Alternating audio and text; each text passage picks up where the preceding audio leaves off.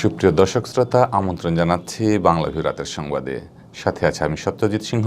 শুরুতেই শিরোনাম। সিলেটে পুলিশ ফাঁড়িতে নির্যাতনে রায়হান আহমেদ হত্যাকাণ্ডের ঘটনায় সাইদুল শেখকে রিমান্ডে নিয়েছে পিবিআই। অপরাধীদের দ্রুত আইনের আওতায় আনতে এলাকা ভিত্তিক ইফটিজার ও চাঁদাবাজদের তালিকা তৈরির কাজে চলছে, জানালেন পুলিশ কমিশনার। দেশে গত 24 ঘন্টায় বেড়েছে নতুন করোনা রোগী শনাক্ত ও মৃত্যু। কেন্দ্রীয় কর্মসূচির অংশ হিসেবে সিলেটে বিক্ষোভ সমাবেশ করেছে জেলা বিএনপি। সিলেটে মালিনী ছড়া দখল করে নির্মাণ করা হয়েছে বহুতল ভবন, উদ্ধার অভিযানে নেমেছে সিটি কর্পোরেশন। কোভিড-19 আক্রান্ত হয়ে সিলেট বিভাগের বিভিন্ন হাসপাতালে চিকিৎসাধীন 60 জন। শপথ নিয়েছেন সুনামগঞ্জ জেলার জামালগঞ্জ উপজেলার নবনির্বাচিত চেয়ারম্যান। লেবাননে গঠিত হলো আওয়ামী লীগের নতুন আহ্বায়ক কমিটি। শুনছিলেন শিরোনাম, এবারে বিস্তারিত। সিলেট নগরীর বন্দরবাজার পুলিশ ফাঁড়িতে নির্যাতনে রায়হান আহমেদ হত্যাকাণ্ডের দিন রায়হানের বিরুদ্ধে ছিনতাইয়ের অভিযোগ আনা সাইদুল শেখকে প্রতারণার মামলায় রিমান্ডে নিয়েছে পিবিআই। রবিবার দুপুরে সাইদুল শেখকে সিএমএম কোর্টের বিচারক সাইফুর রহমানের আদালতে হাজির করে 7 দিনের রিমান্ড চায় পুলিশ। শুনানি শেষে আদালত 3 দিনের রিমান্ড মঞ্জুর করেন। Police bureau of investigation PBI সিলেটের পুলিশ সুপার মোহাম্মদ খালেদুজ্জামান বিষয়টি নিশ্চিত করেছেন। এর আগে গত 25 অক্টোবর সাইদুল শেখকে 54 ধারায় আটক করে পিবিআই। এরপর তার বিরুদ্ধে প্রতারণার মামলা দায়ের করেন এক ব্যক্তি। ওই মামলায় তাকে রিমান্ডে নিয়েছে পিবিআই। এদিকে রায়হান হত্যা মামলায় এ পর্যন্ত এসআই আকবর হোসেন ভুইয়া সহ 4 পুলিশ সদস্যকে গ্রেফতার করেছে পিবিআই। দীর্ঘ 29 দিন পর গত 9 নভেম্বর ভারতে পালানোর সময় সিলেটের কানাইঘাট উপজেলার লক্ষ্মীপ্রসাদ পূর্ব ইউনিয়নের ডুনা সীমান্ত এলাকা থেকে ঘটনার মূল অভিযুক্ত এসআই আকবরকে গ্রেফতার করা হয়। বর্তমানে আকবর পিবিআই এর অধীনে 7 দিনের রিমান্ডে আছেন। ইভটিজার ও চাঁদাবাজদের এলাকা ভিত্তিক তালিকা তৈরির কাজ চলছে বলে জানিয়েছেন Sylhet metropolitan police commissioner Mohammad Nisarul Arif. তিনি জানান, পুলিশের 2টি উইনিং এই তালিকা তৈরির কাজ করছে, যার ফলে অপরাধীদের দ্রুত আইনের আওতায় আনা হবে। জালালাবাদ থানার ওপেন হাউস ডে অনুষ্ঠানে প্রধান অতিথির বক্তব্যে তিনি একথা জানান। রবিবার দুপুরে আয়োজিত এ অনুষ্ঠানে স্থানীয়রা জালালাবাদ থানা এলাকায় চাঁদাবাজি, ইভটিজিং, চুরি, ডাকাতি বৃদ্ধির অভিযোগ করেন। এছাড়া থানায় টাকা ছাড়া মামলা না নেওয়ারও অভিযোগ করেন ভুক্তভোগীরা। ভুক্তভোগীদের অভিযোগের পরিপ্রেক্ষিতে দুর্নীতিমুক্ত পুলিশ গড়ে তোলার প্রত্যয় ব্যক্ত করেন পুলিশ কমিশনার। ওপেন হাউস ডের যে প্রবলেমগুলি আপনারা আমাদের কাছে বললেন, আমি আশা করব আগামী মাসের এই 15 তারিখ আপনারা এখানে উপস্থিত হবেন এবং এই সমস্যার সমাধান হয়েছে কিনা সেটা আমাদেরকে জানাবেন। আমার 2টা উইং আছে, একটা বলে CTSB special branch, city special branch, আর একটা উইং হচ্ছে ডিবি ডিটেকটিভ ব্রাঞ্চ। 2টা ব্রাঞ্চকেই দায়িত্ব দেওয়া হয়েছে চাঁদাবাজ এবং ইফটিজার এদের তালিকা তৈরি করার জন্য। এলাকা বেসিস এই তালিকা তৈরির কাজ ইতোমধ্যেই শুরু হয়ে গেছে। অনুষ্ঠানে উপস্থিত ছিলেন সিলেট সদর উপজেলা চেয়ারম্যান আশফাক আহমদ, জালালাবাদ থানা পুলিশিং কমিটির সভাপতি ও কান্দিগাঁও ইউনিয়ন পরিষদের চেয়ারম্যান নিজামুদ্দিন, মুগলগাঁও ইউনিয়নের চেয়ারম্যান মোহাম্মদ হিরণ মিয়া, জালালাবাদ থানার পুলিশিং কমিটির সাধারণ সম্পাদক শামসুল ইসলাম টুনু, 8 নং ওয়ার্ড আওয়ামী লীগের সাধারণ সম্পাদক নজরুল ইসলাম নজু সহ বিভিন্ন ইউনিয়নের জনপ্রতিনিধি ও এলাকার গণ্যমান্যরা। দেশে গত 24 ঘন্টায় নতুন করোনা রোগী শনাক্ত ও মৃত্যু দুটিই বেড়েছে। মহামারী করোনা ভাইরাসে মৃত্যুর মিছিলে যুক্ত হয়েছে আরও 21 জনের নাম। সব মিলিয়ে দেশে মৃত্যুর সংখ্যা দাঁড়িয়েছে 6194 জনে। এছাড়া গত 24 ঘন্টায় আরও 1838 জনের শরীরে ভাইরাসটির উপস্থিতি শনাক্ত হয়েছে। রোববার স্বাস্থ্য অধিদপ্তর থেকে পাঠানো করোনা সংক্রান্ত নিয়মিত সংবাদ বিজ্ঞপ্তিতে এ তথ্য জানানো হয়। বিজ্ঞপ্তি অনুযায়ী গত 24 ঘন্টায় দেশের সরকারি ও বেসরকারি 116টি ল্যাবে নমুনা পরীক্ষা করা হয়েছে 14,060টি। এ নিয়ে মোট নমুনা পরীক্ষা করা হলো 25,41,194টি। নমুনা পরীক্ষা করে নতুন করে করোনা শনাক্ত হয়েছেন আরও 1,838 জন। এদিকে নতুন যে 21 জন মারা গেছেন তাদের মধ্যে পুরুষ 17 জন এবং নারী 4 জন। এখন পর্যন্ত মোট মারা যাওয়াদের মধ্যে পুরুষ 4,768 জন এবং নারী 1,426 জন। এদিকে 24 ঘন্টায় করোনা থেকে সুস্থ হয়েছেন আরও 1,693 জন। এ নিয়ে দেশে মোট সুস্থ ব্যক্তির সংখ্যা দাঁড়িয়েছে 3,49,542 জনে। শনাক্ত বিবেচনায় সুস্থতার হার শতকরা 80 জনেরও বেশি।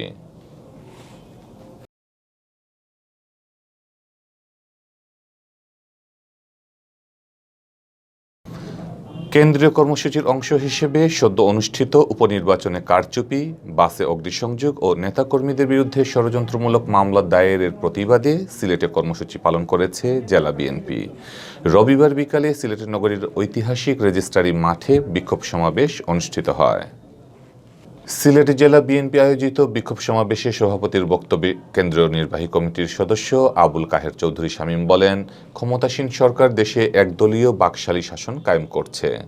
এই সরকারের অধীনে দেশে নির্বাচনের কোনো পরিবেশ নেই। তারপরও দেশে গণতান্ত্রিক ধারা অব্যাহত রাখতে বিএনপি বিভিন্ন উপনির্বাচনে অংশ নিচ্ছে। সেসব উপনির্বাচনে কারচুপি করা হচ্ছে। তিনি আরও বলেন, ঢাকায় বাস পুরানোর মামলায় বিএনপির কেন্দ্রীয় নেতৃবৃন্দ সহ বিভিন্ন পর্যায়ের নেতাকর্মীদের বিরুদ্ধে মামলা দায়ের করা হয়েছে। বিএনপি নেতাকর্মীদের বিরুদ্ধে দায়েরকৃত এসব মামলা প্রত্যাহার করার দাবি জানান তিনি। সিলেটে জেলা বিএনপির আহ্বায়ক কমিটির সদস্য আব্দুল আহাদ খান জামাল ও আবুল কাশেমের পরিচালনায় অনুষ্ঠিত বিক্ষোভ সমাবেশে বক্তব্য রাখেন জেলা বিএনপির আহ্বায়ক কমিটির সদস্য অধ্যাপিকা সামিয়া বেগম চৌধুরী, ফখরুল ইসলাম ফারুক, মাহবুবুর রহমান চৌধুরী, ফয়সাল, মহানগর যুবদলের আহ্বায়ক নজিবুর রহমান নজিব, জেলা যুবদলের আহ্বায়ক সিদ্দিকুর রহমান পাপলু সহ আরও অনেকে। সমাবেশে বিএনপির অঙ্গ ও সহযোগী সংগঠনের বিভিন্ন পর্যায়ের বিপুল সংখ্যক নেতাকর্মী উপস্থিত ছিলেন। সিলেট নগরীতে ছড়া দখল করে তার উপর নির্মাণ করা হয়েছে বহুতল ভবন। অবৈধ দখলদারদের কারণে দখল হয়েছে প্রায় 40 ফুট প্রশস্ত মালিনী ছড়া, যার ফলে পাল্টে গেছে ছড়ার গতিপথ। সিলেট নগরীর 3 নম্বর ওয়ার্ডের কাজল শাহ এলাকায় মেডিনোভা গলিতে দখল হওয়া এই ছড়া উদ্ধারে অভিযানে নেমেছে সিলেট সিটি কর্পোরেশন। স্থানীয়রা জানিয়েছেন, এই মালিনী ছড়া দিয়ে একসময় বড় নৌকা চলাচল করত। সময়ের ব্যবধানে এই ছড়া ভরাট করে গড়ে তোলা হয়েছে একাধিক বহুতল ভবন। একই সঙ্গে ছড়ার গতিপথ পরিবর্তন করে সরিয়ে দেওয়া হয়েছে ব্যক্তি মালিকানাধীন জায়গার দিকে। দীর্ঘদিন ধরে স্থানীয়দের দাবির পরিপ্রেক্ষিতে সম্প্রতি ছড়া পরিমাপ করতে গিয়ে অবাক হন সিসি কেয়ার কর্মকর্তারা। ছড়া দখল ও ভরাট করে বহুতল ভবন নির্মাণের সত্যতা পান তারা। এরপরই উদ্ধার অভিযানে নামে সিসি। এ বিষয়ে সিলেট সিটি কর্পোরেশনের 3 নম্বর ওয়ার্ডের কাউন্সিলর আবুল কালাম আজাদ লায়েক বলেন, সিলেটের নগরীর অন্যতম প্রধান সমস্যা জলাবদ্ধতা। এর অন্যতম কারণ ছড়া খাল দখল ও ভরাট হয়ে যাওয়া। তিনি আরও বলেন, বর্তমানে সিলেটের নগরীকে জলাবদ্ধতা মুক্ত করতে ছড়া উদ্ধার ও সংরক্ষণের কাজ অব্যাহত রয়েছে।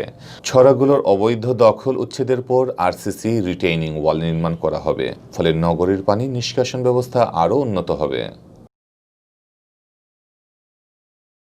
সবাই কাজলসার এলাকার বাসীর বন্যার সময় পানি হয়ে যায়। আমি খুঁজতে খুঁজতে কিছু পাই না, পানি কোন দিকে যাবে, পানি কোথায় যায় বা নালার ড্রেন কোথায়।